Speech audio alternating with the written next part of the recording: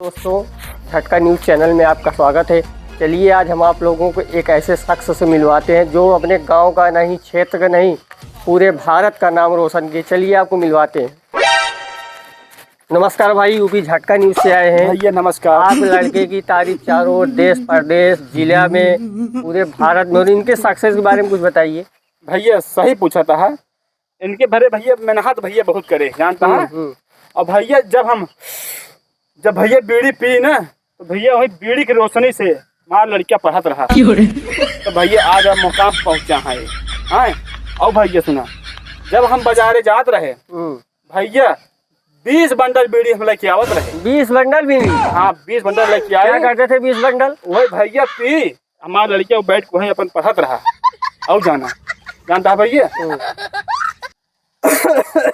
जब भैया देख ला दम्मक बीमारी हम हो गए, लेकिन भैया इनका पढ़ावे में हार ना माने। चलिए आपका लड़का तो सक्सेस हो गया। सक्सेस हो गए भैया।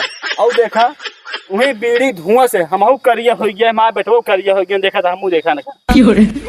चलिए ठीक है, कोई बात नहीं, सक्सेस हुआ है, इलाज करवा लेना, ठीक हो जाओ। हाँ भैया, इलाज देखिए, अगर मन में इच्छा हो संघर्ष करने की, ऐसा मायने नहीं रखता कि आपके पास संसाधन है या नहीं है, जज्बा होना चाहिए किसी चीज को पाने में। चलिए बहुत बहुत स्वागत है, धन्यवाद। कितने तेजस्वी लोग हैं हमारे पास, कितने शानदार विचार रखते हैं।